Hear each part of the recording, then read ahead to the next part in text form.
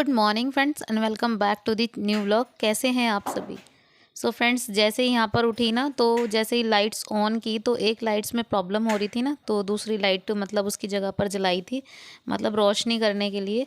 तो सबसे पहले उठने के बाद ना फ़ोन ट्राईपॉड में लगाने के बाद लाइट्स ऑन करती हूँ।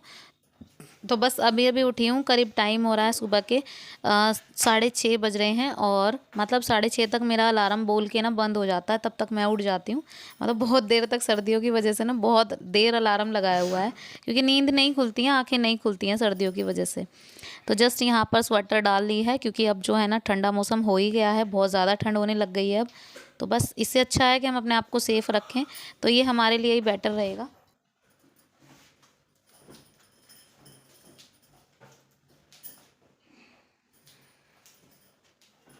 तो जी बस अब सुबह सुबह वाली वो झाड़ू जो है ना वो लगा लेते हैं, क्योंकि यहाँ पर सारे पायदान वगैरह मैं उठाती हूँ सुबह सुबह, और जितने भी पायदान हैं मेरे करीब 4 से 5 पायदान मैं बिछाती हूँ। तो सारे एक एक करके उठा के साइड में रख दिए हैं। फिर उसके बाद पूरे घर में एक बार झाड़ू लगाती हूँ, और झाड़ू लगाने के बाद सीधा जो है ना, अभी कभी कभार हो सकता है कि मैं पोछा भी लगा ही देती हूँ किचन में। कभी कभार अगर मैं ठीक ठाक हूँ तो आप समझ ही गए होंगे, मतलब जब मैं ठीक ठाक होती हूँ तो मैं पोछा वगैरह लगा देती हूँ। जस्ट साफ़ सफाई करने के बाद सीधी एंट्री होती है किचन में। तो किचन में जब एंट्री होती है ना, करीब 2-3 घंटों के लिए होती है। तो बस यहाँ पर जो है ना, अगर कुछ ऐसा होता है कि मुझे रात को निपटाना ज़रूरी है तो मैं कर लेती हूँ, अदरवाइज़ कोई सब्ज़ी वगैरह जैसे ऐसी होती है जो मुझे सुबह काटनी है। तो आज बनेंगे नाश्ते में गोभी के पराठे। तो ये गोभी जो है ना, मैंने रात को ही कस के रख दी थी, और ये जो धनिया है ना, इसको भी मैंने रख दिया था। अच्छा, धनिया वगैरह कट करके इसलिए रख दिया था कि सुबह मेरा टाइम बच जाए। अब यहाँ जो है ना, मैं 2-3 कलियाँ लहसुन की लूँगी और इनको अच्छे से कूट दूँगी। ऐसा हो सकता था कि मैं अगर लहसुन भी करके रख देती, लेकिन लहसुन की जो है ना खुशबू जो होती है वो निकल जाती है अगर हम रात को इसको करके ऐसे मतलब कूट के रख देते ना, तो ये ताज़ी ताज़ी ठीक रहता है। और कोई सब्ज़ी ऐसी होती है जो रात को कट होती है, कोई सब्ज़ी नहीं। तो बस यहाँ पर 4 से 5 कलियाँ लहसुन की ली, और उसके बाद उनको अच्छे से मैश कर दिया है, और फिर उसके बाद उसको मिला दिया है इस गोभी में। तो गोभी के पराठे इसीलिए बन रहे हैं क्योंकि मैंने बनाए थे कल शाम को करेले की सब्ज़ी। तो करेले की सब्ज़ी बच्चे नहीं खाते हैं, तो बस इसी वजह से मुझे अब पराठे बनाने पड़ेंगे, क्योंकि बच्चे फिर नहीं लेकर जाएंगे टिफ़िन। इधर गैस ऑन कर दी है, उसमें जो ये फ़ैन चढ़ा दिया है। उसके बाद जो है ना, मैंने इसमें थोड़ा-सा रिफाइंड ऑयल डाल दिया है। उसके बाद जस्ट मैं इसमें जो भी है गोभी में मैंने हरा धनिया मिला दिया है। अब सूखे मसाले, नमक, मिर्च, और मतलब अगर आप चाहें तो थोड़ा-सा गरम मसाला, लेकिन अगर नहीं भी है तो कोई बात नहीं, बच्चे नहीं खाते हैं, लेकिन मैंने चुटकी भर डाल दिया था। उसके बाद इसको अच्छे से मैश कर दिया मैंने और अच्छे से मैश करने के बाद ना, मैंने फिर इसमें मतलब ये है कि गोभी कहीं से फीकी ना लगे, तो मैं इसको अच्छे से हाथ से मैश कर रही हूँ, मतलब मिक्स कर रही हूँ इसको बहुत बढ़िया से। तो जी मिक्स करने के बाद सीधा इसको जो फ्राई पैन है ना, उसमें चढ़ा दिया है। अब ये जो है ना, अच्छे से जैसे अगर हम ऐसे कच्ची गोभी को भरेंगे पराठों में तो ये कचकची सी लगेगी, लेकिन अगर हम ऐसे करते हैं ना, तो फ्राई कर देते हैं, तो थोड़ा ये हो जाता है कि गल सी जाती है, अच्छी हो जाती है। मतलब ये है कि अगर हम खाएंगे, चबाएंगे पराठे ना, तो दांतों में कचर कचर नहीं होगी। तो जी यहाँ पर जो है ना, इसको अच्छे से फ्राई करने के बाद इसको मैंने करीब 15 मिनट तक ठंडा होने के लिए रख दिया, और उसी बीच मैंने आटा भी लगा दिया था। और कहते हैं ना कि पराठे वगैरह बनते हैं ना, तो उनके लिए आटा थोड़ा ढीला ही लगता है। तो आजकल जो है ना, मौसम बहुत ठंडा है, मतलब ठंड हो गई है, तो गर्म पानी में आटा गूंथते हैं ना, तो थोड़ा ऐंठ सा जाता है। तो ऐंठने के बाद ना, फिर यही होता है कि थोड़ा टाइट ही हो जाता है आटा। तो उसकी वजह से हल्के पराठे जो है ना फट रहे थे, लेकिन ये है कि कोई दिक्कत नहीं हो रही थी इनसे, कोई प्रॉब्लम वाली बात नहीं है, इतने से कोई दिक्कत नहीं होती है। बस ये है, खाने में टेस्ट बराबर आ रहा था, और इससे कोई फ़र्क भी नहीं पड़ता। ऐसा तो नहीं है देखिए हम बिल्कुल परफेक्ट शेफ़ हैं या ऐसा कुछ है, तो उस चीज़ का कोई इफ़ेक्ट पड़ना भी नहीं चाहिए। तो यहाँ देखिए पराठे मेरे बिल्कुल ठीक आए थे बनने में, और देखने में आप सबको जितने अच्छे लग रहे थे, तो खाने में भी उससे भी ज़्यादा ही अच्छे बने थे। बस ये है, खाने में जो इसका फ़ीडबैक होता है वो बच्चे देते हैं और बच्चों के पापा देते हैं। जो फ़ीडबैक अच्छा मिल जाए तो समझ लो मेहनत सफल हो जाती है। बस यही होता है कि फ़ीडबैक बेटर मिले, तो ये हम कोशिश यही रहती है कि हम मेहनत पूरी करते हैं कि जो फ़ीडबैक है वो अच्छा आए। तो जी बस यहाँ पर 2 से 3 चम्मच मैं इसमें गोभी भर रही हूँ, और अच्छे से इसको दबा के फिर इसको फिक्स कर रही हूँ इसमें, और फिर उसके बाद जो है ना, पराठों को अच्छे से बेल रही हूँ।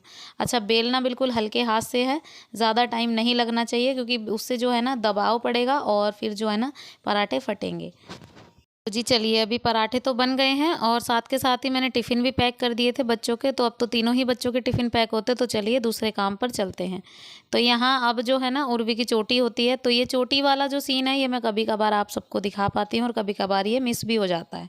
तो ये होता है कि जैसे मैं दूसरे कामों में लगी हूँ किचन में, तो फटाफट से जैसे ही मुझे 5 से 7 मिनट मिलते हैं ना, उसी में मैं फटाफट से चोटियाँ लगा देती हूँ इसकी। लेकिन उसमें ये होता है कई बार मैं ट्राइपॉड लगाना भूल भी जाती हूँ और नहीं भी। लेकिन उसमें टाइम मुझे पूरा ही लगता है, इसकी चोटियाँ बनाने में ना मुझे करीब 10 से 15 मिनट मुझे ईज़िली लग ही जाते हैं। तो काव्या के बाल तो छोटे हैं, तो उनमें चोटी की इतनी प्रॉब्लम नहीं होती, लेकिन इसकी चोटियाँ रिबन से फ़ोल्ड होके होती हैं, तो इनमें टाइम भी उतना ही लगता है। और अगर बाल आपके उलझे हों, तो उसमें तो बहुत ही ज़्यादा टाइम लग जाता है। तो मैं इसकी चोटियाँ ना स्कूल से आने के बाद भी नहीं खोलती इसी वजह से। इससे क्या होता है, मुझे हेल्प हो जाती है। नेक्स्ट डे को मैं ये करती हूँ कि मतलब वहीं से एक-एक चोटी खोल के और वहीं से दोबारा से कर देती हूँ। इससे जो है ना चोटी अच्छी भी लगती है और बच्चा भी जो है ना साफ-सुथरा लगता है।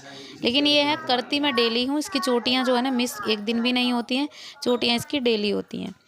सो फ्रेंड्स, यहाँ पर इसकी भी चोटियाँ भी हो गई हैं, तो चलिए अभी यहाँ पर आ गई हूँ कमरे में। तो पहले जो अब मुझे उर्वी काव्या को रेडी करने के बाद उनको बारी आती है धैर्य की। तो धैर्य भी आजकल स्कूल जा रहा है ना, तो पहले इसको पैम्पर करना होता है ज़रूरी, क्योंकि अभी आदत नहीं है। एक से फर्स्ट डे ही गया था कल, और आज जो है ना बिल्कुल भी मन नहीं था इसका जाने का। लेकिन मैंने फिर भी इसको अच्छे से नहला-धुला के रेडी करके ना थोड़ी देर के लिए इसको लेटा दिया था। इससे क्या होगा, इसका जो फ्रेश मूड हो जाएगा ना, तो ये होगा कि जाने में ना फिर प्रॉब्लम नहीं होगी इसको। तब तक जो है ना मेरे पास 10 से 15 मिनट होते हैं, उस बीच में अपना काम निपटा देती हूँ। जो भी है मतलब ये ब्लैंकेट वगैरह रखना या फिर बेडशीट वगैरह झाड़ना, जो भी है मतलब डस्टिंग वगैरह के काम तो हो ही जाते हैं। तो ये होता है कि हमारे हाथ में जितने काम होते हैं ना, वो हमारे हाथ में होते हैं, हम किस तरीके से उनको करते हैं और किस तरीके से हम निपटाते हैं। तो जी सुबह के काम में ना आई थिंक सभी को आफ़त होती होगी, लेकिन ये है कि हो जाता है, धीरे-धीरे सब हो ही जाता है। तो जी अब आ गई हूँ मैं किचन में, कमरे को थोड़ा बहुत समेट दिया है और थोड़ा बहुत समेटने के बाद सीधा जो है ना किचन में आ गई हूँ, क्योंकि बच्चों के टिफ़िन पैक करने के बाद ना हस्बैंड का टिफ़िन रह जाता है, तो उनका टिफ़िन भी पैक करना होता है। तो बस वही है, जब तक उनका टिफ़िन पैक नहीं होता तब तक किचन भी नहीं सुधरती है। तो ये लगा लो कि मतलब उनके टिफ़िन के बाद ही जो है ना किचन की जो क्लीनिंग वगैरह ना वो पूरी हो पाती है। तो बस अभी मैंने उनका टिफ़िन पैक कर दिया है, तो बस यहाँ पर फटाफट से जो है ना सारे बर्तन वगैरह धो लेती हूँ। अभी धैर्य के में जाने में टाइम था, वो करीब पौने 9 बजे तक जाता है और जाना मुझे ही होता है उसको छोड़ने। वो ये बोलता है कि बस मुझे मम्मा ही छोड़ के आएगी। तो बच्चे के मतलब लगाव की या कुछ भी, ये लगा लो बच्चे के मूड की बात होती है कि वो कहाँ मतलब किसके साथ जाए। लेकिन जाए तो ये है कि उसको जाना ज़रूरी है, चाहे फिर वो जाए कहीं भी, लेकिन ये है कि मेरे को टाइम निकालना होता है उस चीज़ के लिए भी। तो घर के पास में स्कूल है, लेकिन ये है कि सारा ड्रेसिंग सेंस वगैरह ना दिमाग में रख के जाना होता है कि मुझे क्या पहना है, मैंने क्या नहीं। तो उस हिसाब से जो है ना ये होता है कि अगर मुझे जाना ही है ना, तो मैं उस हिसाब से अपने काम जो है ना निपटाते हुए चली जाती हूँ। तो यहाँ पे जो है ना बर्तन वगैरह साफ़ हो जाएँगे, फिर उसके बाद जस्ट मैं निकलूँगी उसको छोड़ने के लिए। तो जी अभी धैर्य को छोड़ के आ गई हूँ, झाड़ू पोछा मेरा हो गया है, काम ख़त्म हो गया है और अभी बज रहे हैं करीब पौने 10। तो ठीक पौने 10 का टाइम है, मैं नहा ली हूँ यहाँ पर और मैं नहाने के बाद सीधा जो है ना अपना जो बेसिक वाला मेकअप है वो कर रही हूँ। और बेसिक वाले मेकअप में आता वही है कि मतलब लिपस्टिक, बिंदी वगैरह जो भी है नॉर्मल सी चीज़ें वही होती हैं, तो बस वही लगानी है मुझे। तो जी कुछ ऐसा होता है मेरा मॉर्निंग रूटीन, तो मतलब जब से धैर्य स्कूल जाने लग गया है तब से तो मैं अपने आप को बहुत ज़्यादा फ्री महसूस करती हूँ। तो यही होता है कि अब वो चला जाता है तो स्कूल, तो मेरे काम सारे जो भी पेंडिंग होते हैं ना वो निपट जाते हैं। तो अच्छा लगता है, ये है कि हाँ अगर हम रूटीन चाहें तो अपने हिसाब से चेंज कर सकते हैं और अपने हिसाब से जल्दी भी निपट सकता है और मतलब बहुत लेट भी। तो मुझे लेट करना, पहले काम निपट जाए उसके बाद ईजिली मैं बैठ जाऊँगी। आ गई हूँ छत पे और मतलब नहा धोकर आई हूँ ना, तो इसलिए थोड़ी सी ठंड लग रही थी, नहा कर आई तो थोड़ा धूप में बैठने के लिए आ गई हूँ। और साथ के साथ ये ले आई जो कल वाला सूट था ना, ये तुरपाई करनी है मुझे इसकी। तो अभी 10 बजे हैं, काफ़ी टाइम है, तो तब तक जो है ना शायद ये तुरपाई ख़त्म भी हो जाएगी। और बस अपने लिए लेकर आई हूँ एक पराठा खाने के लिए। ये देखिए, सुबह नाश्ते में कुछ नहीं खाया था ना, तो खाली चाय पी थी, तो इसी वजह से अब लगाई है जल्दी से भूख, तो नाश्ता कर लेती हूँ और पराठा एक खा लूँगी।